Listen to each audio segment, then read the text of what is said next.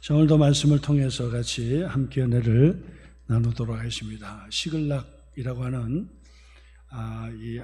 시글락이라고 하는 곳에서 다윗과 함께했던 공동체에게 다윗에게 소식이 들려왔다고 했습니다. 무슨 소식이죠? 사울 왕이 이 전쟁터에서 전사했다라고 하는 소식을 들었다 했습니다. 그 이후에 다윗이 이제 헤브론으로 올라가서 이제 왕의 추대를 받고, 그리고 헤브론에서 이스라엘의 모든 전역에 이르기까지, 그리고 나중에 그 사울의 아들 이스보셋을 왕으로 세워서 이제 시작하는 그들에게까지도 전부 통틀어서 다 이제 다 이기고, 이제 마침내 이스라엘의 전역에 걸쳐서 이스라엘의 왕으로 그렇게 추대되는 바로 그 사건에 이르기까지 시간이 많이 걸렸다라고 말씀을 드렸습니다. 하루아침에 그냥 뚝딱 하면은 그러면 되겠지만은, 그러나 하루아침에 뚝딱 하는 것은 법이 아니고 절차가 아니다.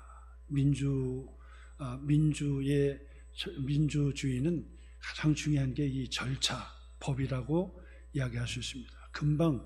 금방 보위에 오르는 것은 구테타죠. 그냥 다 정적을 죽여버리고 다 낱낱이 도살하고, 그리고 자기가 정권을 잡아서 왕의 추대를 받는 것은 아주 짧은 기간이고 또 금세 할 수가 있는 거예요. 근데 합법적으로 하려고 보면 시간이 오래 걸리는 거예요. 오래 걸리지만은, 그러나 시간을 두고 오래 걸려서 이스라엘의 왕으로 세움을 받아야 하나님의 나라의 공동체에 이 정통성 있는 왕이 되고, 그리고 하나님께서 세우신 왕으로서, 그리고 이스라엘을 다스리는 왕으로서의 권위가 세워지게 되는 것이다. 그런 말씀을 드릴 수 있습니다. 그래서 사울 왕과 그의 아들 요나단, 바로 이 두 사람이 전사했다는 소식을 듣고 이 다윗이 어떻게 행하는가, 다윗이 어떤 길을 걸어가는가, 그리고 어떤 선택을 하는 거냐라고 하는 것은 다윗의 인격이고 실력이고 능력이다. 바로 이 리더십, 왕으로서의 리더십의 역량이다라고 이렇게 말씀을 드렸습니다. 자, 그래서 다윗은 어떻게 왕으로 추대되기까지, 취임식을 하기까지 어떤 길을 밟았는지 우리가 계속해서 말씀을 통해서 함께 은혜를 나누고 있습니다. 첫 번째로는 이 애굽의 바로 이 청년이 내가 죽였소, 내가 죽였다, 내가 죽였다라고 이 다윗에게 사울의 왕관과 팔찌를 갖다 바쳤지만은, 다윗은 어떻게 했습니까? 그를 죽이고 사울 왕과 요나단의 애가를 불렀다 그랬어요. 이건 보통 이 성품과 보통 이 정치적인 리더십이 아니다 할 수가 없습니다. 이 다윗은 보통이 아닙니다. 그래서 이 하수들 같은 경우는 덥석 받아가지고, 그래 고맙다, 내가 이제 이스라엘의 왕이다 하고 이제 막 수섬주섬 갔겠지요. 그것은 리더십이 되지 않아요. 많은 백성들에게 바로 이 다 추앙을 받고 이스라엘의 왕으로 세움받기까지 이 다윗은 기다리고 또 기다리고, 그리고 이 이스라엘 백성들에게 하나님께서 내게 보여주신 하나님의 성품을 이 다윗이 보여주어야만 했다라고 말씀드렸어요. 그래서 사울과 요나단의 애가를 불러서 많은 사람들에게 바로 이 애가를 불러 조문하게 하고, 그리고 좋은 책에다가, 역대의 그 영웅책에다가 사울 왕과 요나단을 기록하게 해가지고 자자손손 이 사울과 요나단의 영웅담을 그들이 가르치고 배울 수 있도록 그렇게 만들었어요. 이것이 바로 이 다윗의 첫 단추였고요. 그 다음에는 이 다윗이 하나님 앞에 기도하지요. 하나님, 헤브론으로 올라갑니까 가지 맙니까 물어요. 하나님께서 올라가라. 하나님의 응답을 받고 헤브론으로 올라가지요. 헤브론으로 올라가서 첫 번째 또 해야 한 일이 무엇입니까? 바로 이방인 출신 길랏 야베스 사람들이 이방인 출신이에요. 길랄 야베스 사람들이 사울 왕과 요나단의 이 죽음을 애도해서 바로 그 시신을 거두고 장례를 치렀다. 자, 그렇게 보고를 받게 됩니다. 사실 그 당시에 이 사울 왕이 죽었어요. 그럼 누가 그 사울 왕에게 줄을 서겠습니까? 예? 누가 사울 왕에게 줄을 서겠어요? 상식적으로 생각하면 새로운 왕으로 등극이 되는 다윗에게 줄을 서는 게 맞지, 죽고 장례 치르는 일을 왜 그들이 하겠어요? 그러니까 이 사람은 이해 타산을 보지 않고 옳은 길이다라고 생각하면 옳은 일을 했던 사람이라고 볼 수가 있는 거예요. 지금 세상의 정치도 마찬가지죠. 정치에서 이 권력이 다 강하게 있을 때는 다 그 밑에 줄을 서는데, 권력에서 이제 여론이 빠지기 시작하잖아요. 그러면 반드시 다른 데로 줄을 서는, 권력 있는 쪽으로 줄을 서게 되어 있다. 대통령에서 이제 파면되고 나가면 이제 모든 권력이라든지 모든 것이 끝나는데, 그곳에 자꾸 줄대는 사람이 있고 장례 치러주는 사람이 있고 뒷바라지 하는 사람이 있잖아요.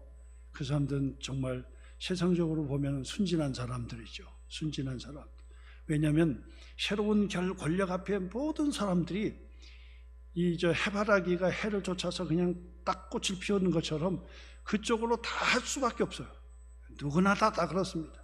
권력 앞에 그쪽으로 향하게 되는 거예요. 자, 그런데 길랄 야베스 사람은 죽은 사울왕과 요나단의 장례를 치르는 사람이에요. 장례를 치르는 사람. 새로운 정권이 들으면 그냥 잘릴 수도 있는 사람이에요. 아니, 잘리는 정도가 아니라 죽을 수도 있는 사람이지요. 이렇게 시류를 모르고 순진한 사람들이 바로 이 길랄 야베스 사람인데, 다윗이 어떻게 했습니까? 바로 이 헤브론으로 올라와서 보고를 딱 들으니까 사울 왕과 요나단의 장례를 치렀다 그러는 거예요. 그러니까 이야, 이 사람들이 진짜 사람이다. 진짜 사람. 어려울 때 편드는 사람이 진짜 친구죠. 어려울 때 등에서 칼 꽂고 그 다음에 또 돌아서는 사람은, 그 사람은 그곳에 가도 또 칼 꽂고 그 배신하는 사람이에요.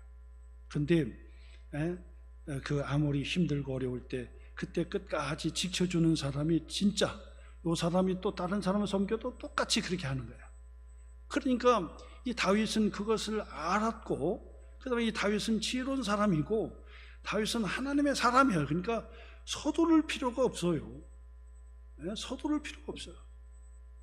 믿음으로 기도하는 사람은 절대 서두르면 안 됩니다. 서두른 마음으로 자꾸 결정하려고 하면은 그 결정을 미루셔야 돼요. 서두르는 결정은 반드시 그릇될 수밖에 없어요. 그래서 이 다윗은 이미 하나님께서 기름 부어 주었잖아요. 때만 기다리는 거예요. 여러분 생각할 때 이 다윗이 15살에 기름을 부음받고 이제 사울의 미움을 받아서 쫓기는 신세가 돼가지고 바로 이 다윗이 블레셋의 시글락의 공동체에 머무는 기간 동안에 한 15년이 걸렸다면, 15년 동안도 참았어요. 15년 동안도 참았다고. 승질 급한 사람은 이미 여론조사에 다윗이 월등한 거예요. 그리고 다윗이 칼을 딱 빼드는 순간 사울의 군대가 전부 다 다윗에게 올 수밖에 없어요. 근데도 불구하고 다윗은 기다렸던 거예요. 고통을 받고 쫓기는 신세가 되었어도 다윗은 바로 이 기다리고 15년 동안 기다렸단 말이에요. 왜 기다릴 줄 알았습니까? 기도하는 사람이니까. 왜 기다릴 줄 아는 사람이었습니까? 바로 하나님께서 이미 인정을 받은 하나님께 인정을 받은 사람이니까 서두를 필요가 없는 거예요. 여러분, 뭐든지 할 때 절대 서두르지 마세요. 왜? 하나님께서, 우리가 기도하니까 하나님께서 응답해 주시고 문제 해결해 주시는데 조급해 할 거 없어요. 조급해 할 거. 때가 되면 다 되는 거예요. 때가 되면. 하나님께서 응답해 주셨고 때가 되면 다 되게 돼 있는 거예요. 그게 하나님의 섭리가 그렇더라고요. 저도 지금까지 목회를 하면서 가만히 생각해 보니까 내가 아무리 다 해가지고 99%가 다 된다 하더라도 하나님이 딱 틀으니까 안 되더라. 근데 안 될 것 같은데 하나님께서 섭리 가운데 인도해 주시니까 안 될 것 같은데도 척척척 아기가 맞는 거예요. 그냥 시간이 지나니까 탁탁 되는 거야. 노력한 것도 아닌데, 기도만 했을 뿐인데 그냥 착착착착 되는 거예요. 그러니까 여러분, 기도하는 사람은 절대 서두르는 법이 없다는 거예요. 서두르지 마라. 이 다윗은 15년 동안도 기다렸는데 이제 와가지고 사울 왕이 죽었다 그러니까 얼싸 좋다, 빨리 나를 추대해라 하고 정적들은 그냥 싸그리 다 죽여라 막 이렇게 한다고 한다면, 그는 다윗이 왕이 되어도 40년 통치하면서도 어려움이 심각한 거예요. 그렇지 않아도 어려운데 정통성도 없고 그다음 피를 너무 많이 흘리고 막 이러니까 안 되는 거예요. 그러니까 이 다윗 같은 경우는 그것을 아는 사람이고 기도하는 사람이기 때문에 기다리는 거예요. 기다리면서 어떻게 했습니까? 때가 되면 이제 왕의 보위에 오른다고 생각하니까 인심을 많이 써주는 거예요. 인심을. 그래서 이 이방인 길랏 야베스 사람의 보고를 받고, 보통 사람 같으면은 야, 어떻게 다윗 왕을 괴롭힌 사울 왕을 장례를 치를 수 있느냐? 당장 들라 해라, 목을 치라, 이렇게 할 판인데, 그렇게 할 판인데 다윗은 길랏 야베스 사람을 딱 불러놓고 너에게 하나님의 은혜와 진리가 충만한 복이 있기를 원하노라. 하나님의 진리의 신실함의 복이 있기를 원하노라. 그리고 선한 일에 복이 되기를 원하노라.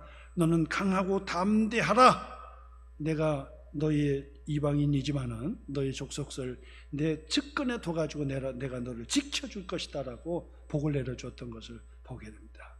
이것이 바로 이 다윗의 자신감이라고 말씀드릴 수 있어요. 그 자신감은 어디서 나옵니까?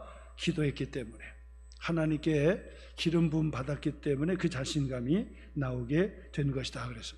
자, 그 다음에 이제 다윗은 이제 앞으로 또 첩첩산중이지요. 어떤 일이 있습니까? 바로 아브넬이라고 하는 사울의 장수 중에 한 사람이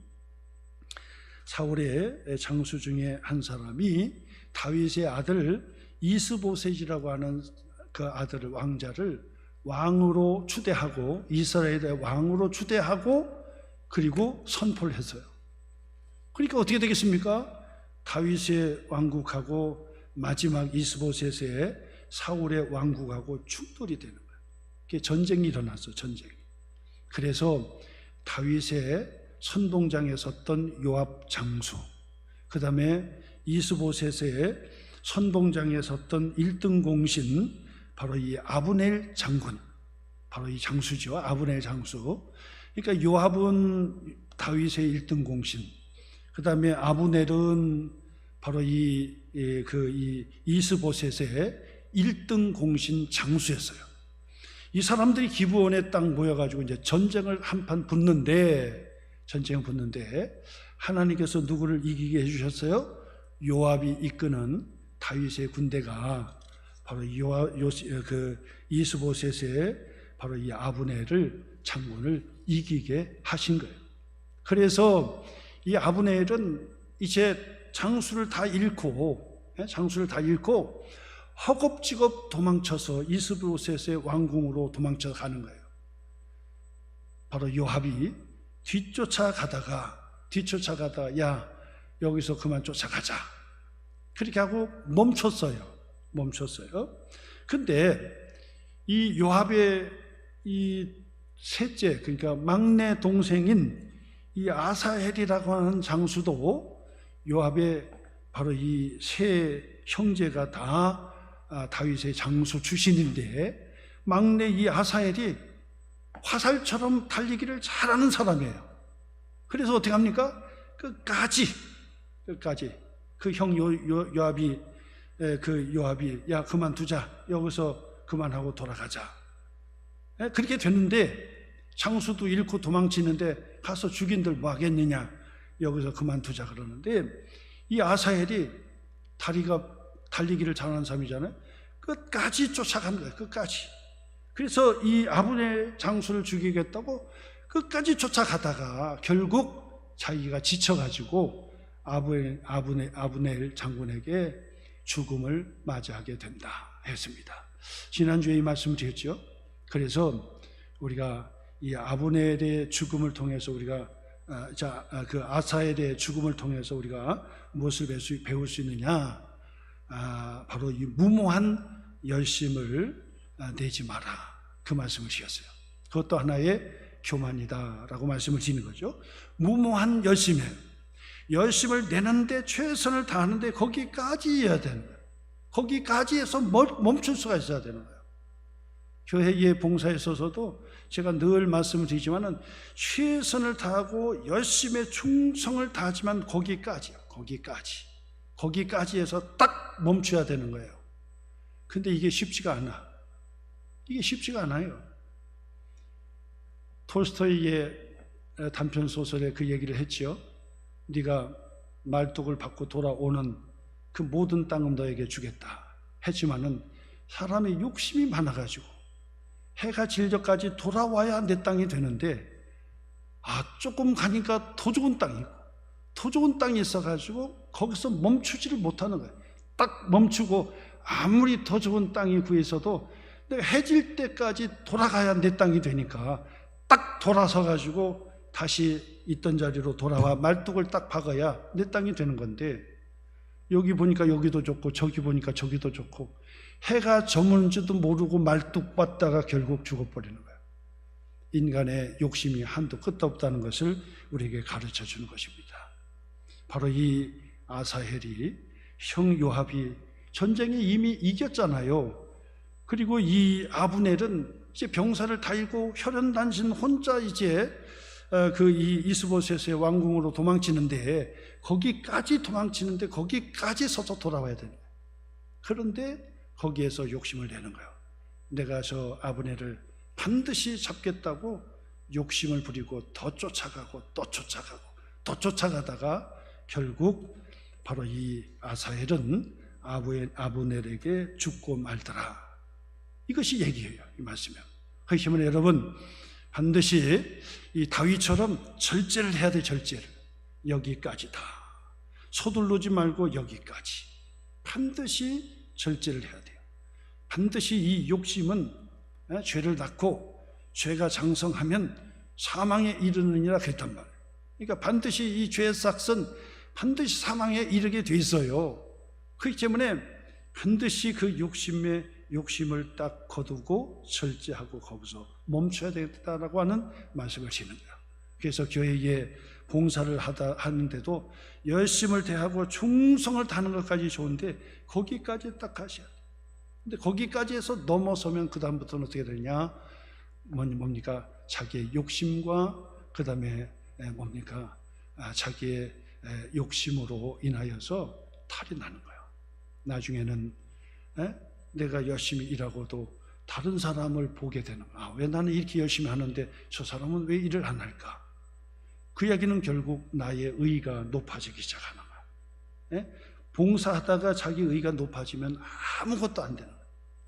봉사하다가 반드시 거기까지 가야 되는데, 거기에서 멈추지 못하면 자기 의의가 쌓여지는 거야.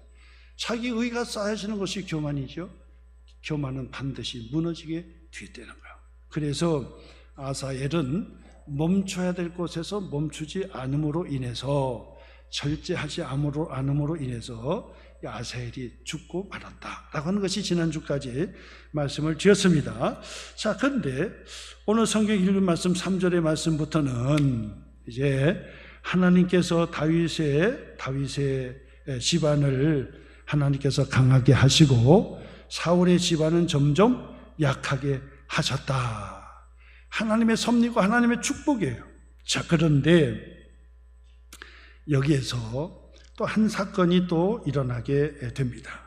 그 사건은 뭐냐면, 바로 요압 장군과의 전쟁에서 패배를 하고, 바로 이 이스보셋이라고 하는 이 다윗의 아들 왕자를 왕으로 세웠다 그랬죠. 이스라엘의 왕궁으로 바로 이 아브넬이 도망치게 되는데, 바로 그곳에서 머물면서 아주 큰 사건이 일어나게 되는 것입니다. 앞서도 말씀했죠. 다윗을 세웠던 1등 장수는 누구라고요? 요압이었다. 1등 장수, 예? 바로 그 요압 장수였고, 그 다음에 이스라엘의 이스보셋의 왕의 1등 공신이 누구라고요? 1등 공신 바로 아브넬 장수였다고 했어요. 아브넬 장수. 아브넬이 추대해서 이스라엘 왕으로 세웠고, 그 다음에 요압 장군은 다윗이 15년 동안을 도우는 데 있어서 다윗 옆에서 엄청나게 충성을 했는데 삼형제가 똑같이 싸움을 잘하는 장수였어요. 그래서 다윗을 옆에서 호위하면서 가장 측근에서 다윗을 왕으로 추대하기까지 앞장섰던 장수가 바로 요압 장수라고 볼 수 있습니다. 조선 왕국의 개국에 있어서 이성계에 정도전이 있었던 것처럼, 그의 아들 이방원이 있었던 것처럼 바로 이 나라를 세우는데 가장 1등 공신, 특등 공신이죠. 특등 공신이죠. 1등 공신보다도 가장 탁월한, 왕하고 대면하면서 왕을 세우고 왕에게 이 모든 것을 하고 통제할 수 있는 그런 1등 공신이에요. 1등 공신. 자, 근데 여러분, 다윗을 세우고 이스보셋을 세웠던 이 1등 공신이 도대체 무슨 일을 하는지를 한번 생각해 보세요. 항상 절제를 해야 된다, 이 말씀을 드렸잖아요. 절제를 해야 된다 했는데, 특히 이 3장에서 이 아브네일 한번 보세요. 5절 말씀부터 보시죠. 5절 말씀. 3장 5절. 사울의 집과 다윗의 집 사이에 전쟁이 있는 동안에 누구요? 아브넬이 사울의 집에서 점점 권세를 잡으니라. 표시하세요. 사울의 이 왕가에서 점점 권세를 잡으니라. 권세를 잡았어요. 1등 공신이다 그랬어요. 아브넬은 이스보셋을 왕으로 세운 1등 공신이다 그랬어요. 1등 공신은 왕도 이래라 저래라 못하는 거죠. 그 정도로 권세가 막강하던 그런 아브넬 장군이었어요. 자, 근데 7절 말씀 표시해 보세요. 7절. 이 1등 공신 아브넬이 교만해도 보통 교만한 게 아니었던 거예요. 그렇지 않습니까? 이스라엘의 이스보셋의 왕을 세우고 자기가 1등 공신이니까 하늘 높은 줄을 모르는 거죠. 왕도 옆에서 그냥 이러시오, 저렇게 하시오. 그럼 왕도 무시를 못하는 거예요. 왜? 1등 공신이니까. 자기를 왕으로 추대한 사람이니까 이거 아닙니다, 저거 아닙니다, 이거 못하는 거예요. 그러니까 그 권세를 잡고 이 아브넬이 어떤 짓을 저질렀느냐. 7절 말씀 보니까 사울 외계에 첩이 있었으니 이름은 리스바요 야야의 딸이더라. 이스보셋이 아브넬에게 이르되 내가 어찌하여 내 아버지의 첩과 통간하였느냐 하니 그랬어요. 여러분, 이게 무슨 사건입니까? 이 아브넬이 하늘 높은 줄을 모르는 거예요. 하늘 높은 줄을 몰라요. 이스보셋을 자기가 사울의 왕족으로서 왕으로 세우는 1등 공신이었기 때문에 이런 오만방자한 일을 한 거예요. 사울에게 첩도 이스보셋에게는 어마마하죠. 어머니인 거예요. 사울의 첩도 나이가 어리고 어떻고 간에 이것은 바로 이스보셋 왕에게 있어서는 어머니나 마찬가지지요. 어머니나 마찬가지죠. 그런데 바로 이 아브넬이 사울의 첩을 통간했다는 사실이에요. 이거는 완전히 죽으려고 백을 쓰는 거죠. 완전 미쳐 돌아간 거죠. 미쳐 돌아가. 이게 법도가 있고 격이 있는 건데 어떻게 젊다고 해가지고 나이가 어리다고 해서 사울이 품은 첩인데 그럼 왕의 어머니란 말이에요. 어찌됐건 자기가 자기를 낳은 친모는 아니지만은 그러나 배달은 엄마이거든요. 그런데 그 왕이 들을 정도로 통간을 해버린 거예요. 그러니까 이스보셋이 병신이 아니라고 한다면, 그죠? 왕이라고 해도 병신이 아니라고 한다면 말 한마디 할 수 있죠. 그렇잖아요? 아무리 1등 공신이라고 하더라도 할 말은 해야 되죠. 병신이 아니고는 이건 말 못하면 병신이지. 그러니까 말을 한마디 한 거예요. 아니 어찌하여 내 아버지의 첩과 어머니죠, 네가 어떻게 통관했느냐, 신하 주제에, 장수 주제에 네가 어떻게 이런 일을 할 수 있었느냐, 그렇게 얘기했단 말이에요. 그러면 이 아브넬이 왕 앞에 진짜 왕을 존경하고 사랑해서 그 왕을 추대했다고 한다면 그 앞에 다 엎드리고 저는 신하입니다, 제가 알지 못했습니다. 알지 못하기는 이건 애들도 아는 거지요. 애들도 아는 거예요. 알지 못했습니까? 죽을 죄를 줬습니다. 나를 죽여주세요. 이렇게 해야 신하고 이게 정상인 거지요. 그렇지 않습니까? 알지 못해서 했습니다, 이건 말도 안 되는 거예요. 애들도 다 아는 거예요. 애들도 다 알아요. 애들도 다 아는 거예요. 이거는 지금 법이 아니라 옛날 고대의 법에도 그 이 아버지의 학렬, 어머니의 고모의 학렬, 이모의 학렬 범할 수가 없는 거예요. 범할 수가 없어요. 근데 자기의 신하라고 하는 이 아브넬이 얼마나 오망방자하면 자기의 그 이 아버지의 첩을 자기가 통관하냐 말이에요. 그래서 어찌하여 도대체 이런 일이 있습니까? 이것도 적은 얘기죠. 이것도 그냥 그 이 권세를 가졌기 때문에 이 정도 얘기하는 거예요. 만약에 이스보셋이라고 하는 이 왕이 권력을 자기가 들켜쥐고 있었다고 한다면 이거 가만두지 않죠. 어찌하여 이런 일이 있느냐, 이런 얘기를 어떻게 해요? 당장 들려서 당장 내 앞에서 목을 쳐라 할 것이지. 그렇잖아요? 왕이 권력이 있었다고 한다면 이렇게 얘기합니까? 어찌하여 왜 이런 일을 했습니까? 이 정도 얘기할 것이 아니지.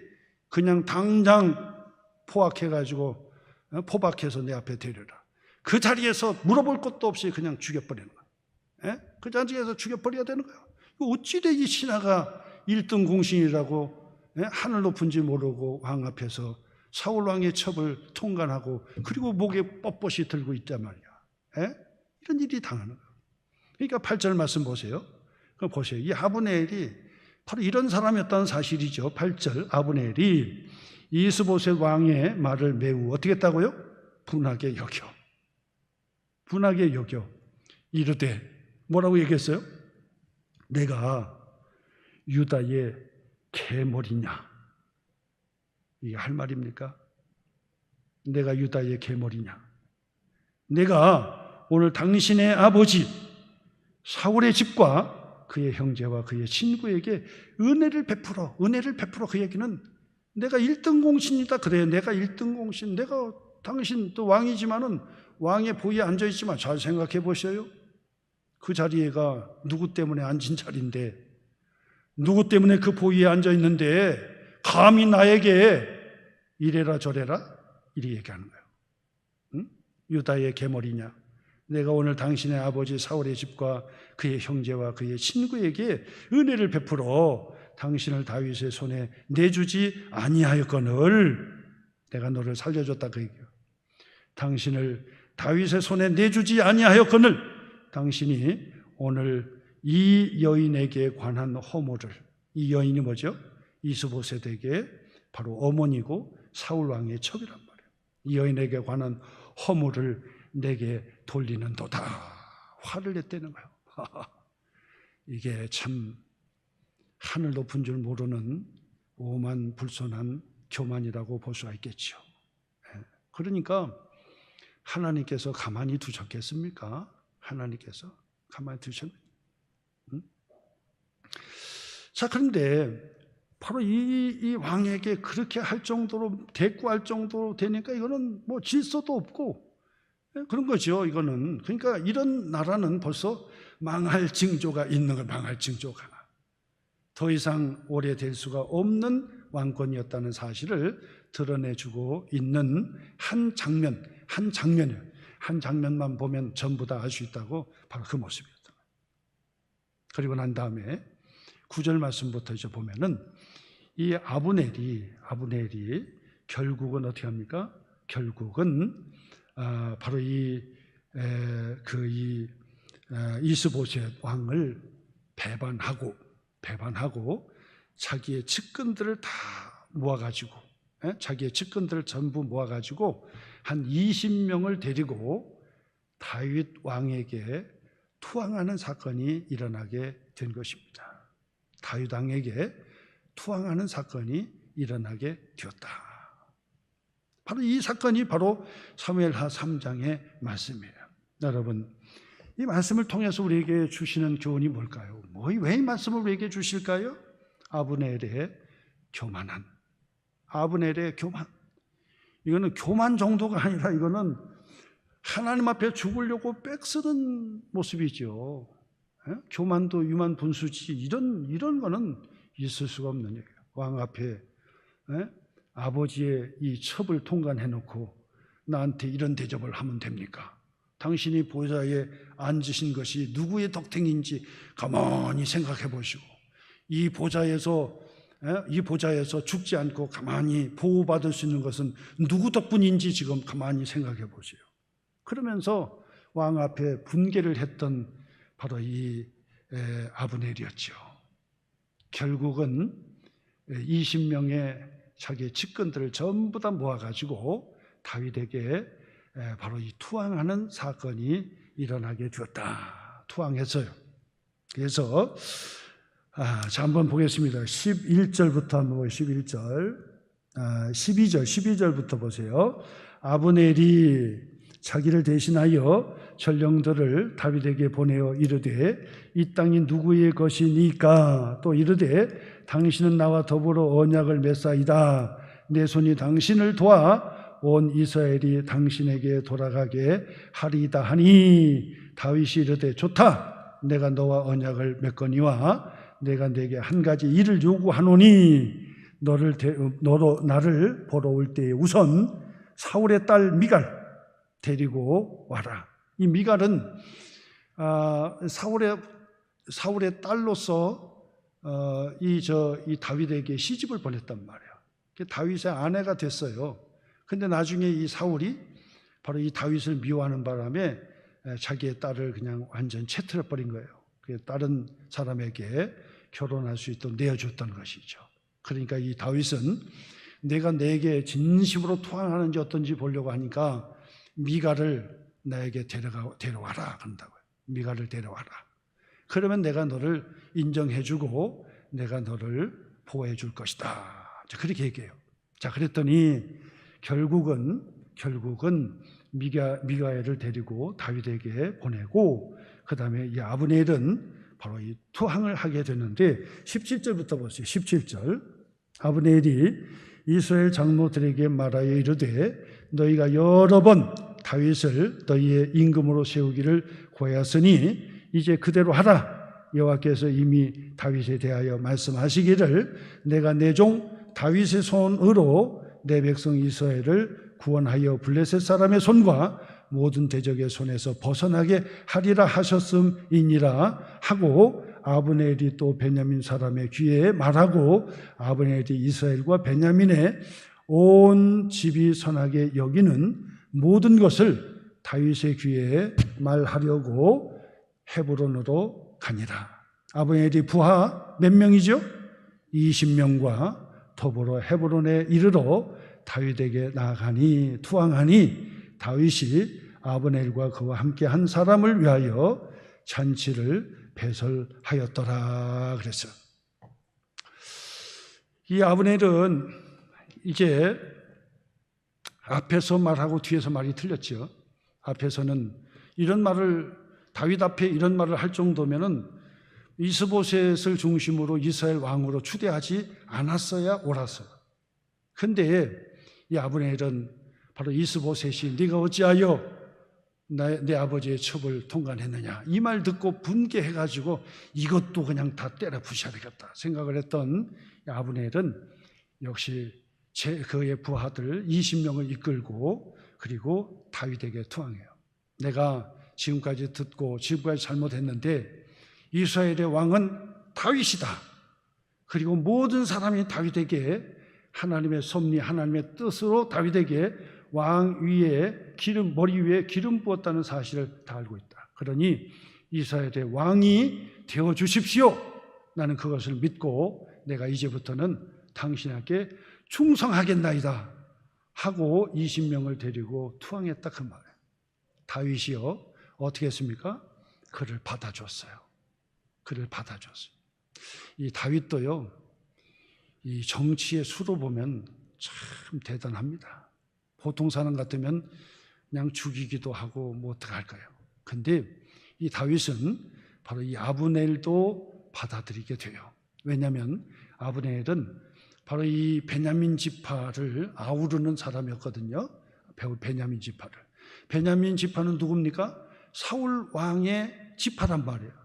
그러니까 사울 왕을 폐위가 됐으니까 유다의 지파에 다윗 왕이 세워진다고 한들 우리 고향 사람 아니야. 우리 지파 사람 아니야.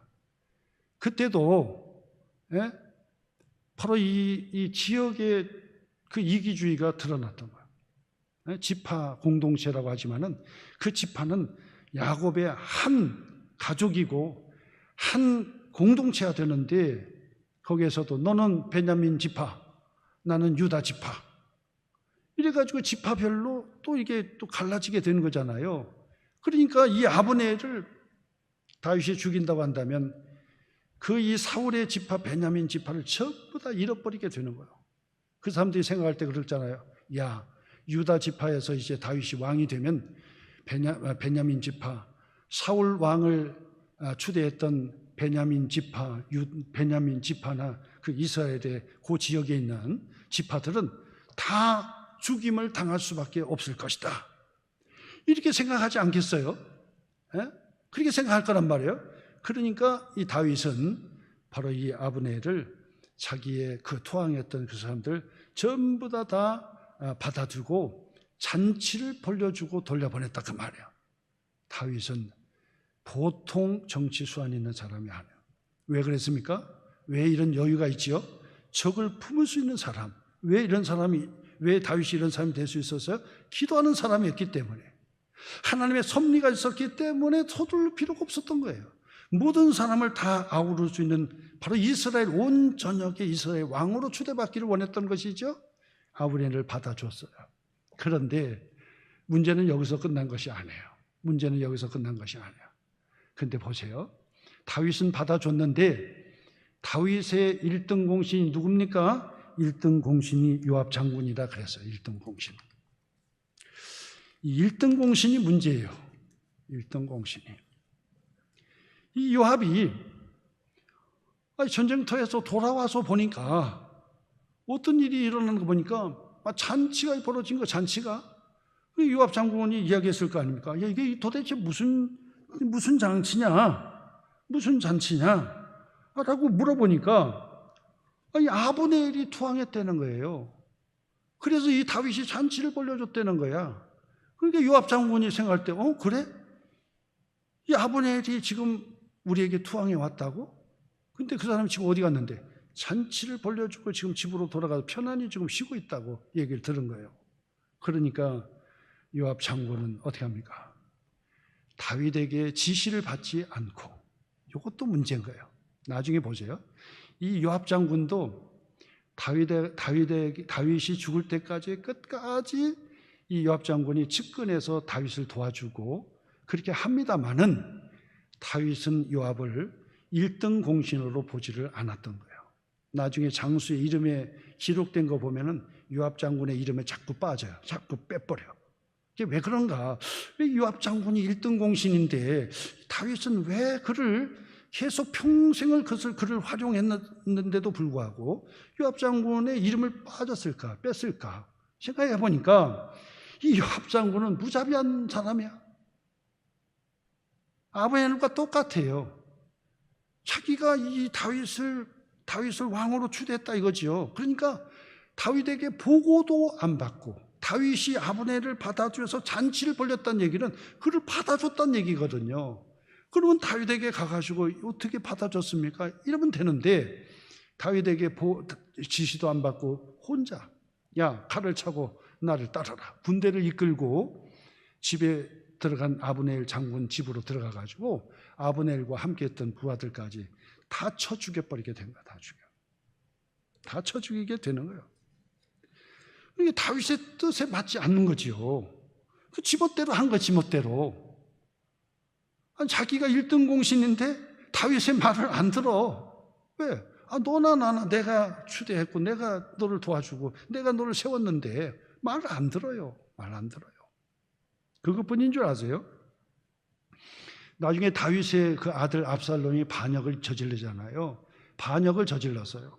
그러니까 다윗이 도망친다고요. 도망치다가도 이 압살롬의 반역을 다시 이제 물리쳐야 되니까 이 반격을 하는데 요압 장군이 가가지고 이 압살롬을 반격을 해야 되는데 다윗이 요압 장수하고 그 장수들 전부 다 불러놓고 아버지로서 다윗은 왕이지만 아버지로서 부탁을 해요. 뭐라고 하냐면, 그래, 이 압살롬은 내 아들이야. 반역을 했지만 내 아들이야. 그러니 그 압살롬의 반역의 사건을 정리하는데 제발 내 아들만은 좀 살려줘라. 죽이지 마라. 살려서 좀 내게로 데리고 와라. 이렇게 부탁을 해요. 다윗이 그렇게 부탁을 한다고. 그래가지고 나중에 이 압살롬의 이 반역을 다 정리를 하는데 그 자리에서 이 압살롬을 죽이려고 하다가 왕이 아들이라고 목숨은 살려달라고 간곡하게 부탁했으니 우리가 죽일 수 없다고 그런단 말이야. 그런데 요압 장군이 어떻게 하냐면, 그게 무슨 소리야? 다윗의 명령도 거스르고 그 자리에서 압살롬을 죽인단 말이야. 머리가 달려가지고 대롱대롱 매달렸는데 그 자리에서 압살롬을 죽여버리는 거예요. 그뿐인 줄 아십니까? 다윗이 이제 죽을 때가 돼가지고 솔로몬 왕을 왕으로 후임자로 세우려고 하는데 이 요압이 다윗의 제일 측근인데도 불구하고 다윗의 마음을 들어서 솔로몬을 추대하려고 하는데 아도니아 다른 편을 지금 들어가지고 추대하려고 그래. 그리고 결국은 솔로몬 왕이 극적으로 후임자가 되고 왕위의 보위에 오르게 되지요. 그러니까 마지막에 이 죽기 전에 이 다윗은 아들 솔로몬에게 그 유언을 하나 해줍니다. 솔로몬아, 잘 듣거라. 내가 파란만장한 그런 전쟁터에서 여기까지 왔는데 나를 세우고 나를 보호해주고 내 앞장서서 충성을 했던 사람은 요압이라고 하는 1등 공신을 모르는 사람은 아무도 없을 것이다. 그런데 이제 나는 죽고 네가 이제 살았으면 반드시 요압을 네 손으로 죽여라. 가장 첫 번째 미션이야. 요압을 반드시 죽여버려라. 그래서 요압은 솔로몬 왕이 등극하자마자 요압을 제압하고 죽이게 되는 사건이 일어나게 되고요. 다윗의 이 업적을 쭉 할 때마다 다윗의 1등 공신 하면 누구 다 나오는데 요압의 이름이 빠져요. 요압의 이름. 왜 그렇습니까? 자기 말 안 들어. 자기 말 안 듣고 그 다음에 아브넬을 받아줬는데 자기 동생을 죽인 적이라고 사적인 감정으로 장군이 되고 지도자가 됐는데 사적인 감정으로 아브넬을 죽이는 사건이 일어나게 되었다라고 하는 사실이죠. 오늘 여러분, 이것은 우리에게 무엇을 가르쳐 줍니까? 무엇을 가르쳐 줍니까? 멈춰야 될 때까지 쳐야 되는 거예요. 그 이상 넘어가면 교만이에요. 그러면 반드시 불행해지고 그리고 죽게 된다는 사실이에요. 이것을 우리에게 가르쳐주는 그런 사건입니다. 오늘 여러분, 우리가 하나님 앞에 충성을 하되 거기서 절제할 때까지 절제를 해야 돼요. 절제할 때까지 절제해야 돼. 그 교회의 공동체의 질서를 딱 지켜서 거기까지 딱 하고 무릎을 꿇어야 돼. 근데 아이고 너나 나나 목사님이고 뭐고 다 필요 없어. 내 멋대로 그냥 다 해버리면 되지. 이렇게 해버리면 그거는 아무리 그 귀한 충성 1등 공신의 충성이라도 하나님께 결국은 버림받게 된다는 사실을 아셔야 된다 그 말이에요. 그래서 더 공헌할수록 더 열심을 낼수록 더 겸손하고 더 낮아지고 그리고 질서 중심으로 반듯하게 섰을 때 그 충성이 빛나게 된다는 사실을 우리에게 가르쳐주는 말씀이 바로 이 아브넬의 바로 이 투항 사건과 함께 죽음의 사건이다라고 하는 것을 마음에 다시 한번 새기시는 시간이 되기를 주님의 이름으로 축원합니다.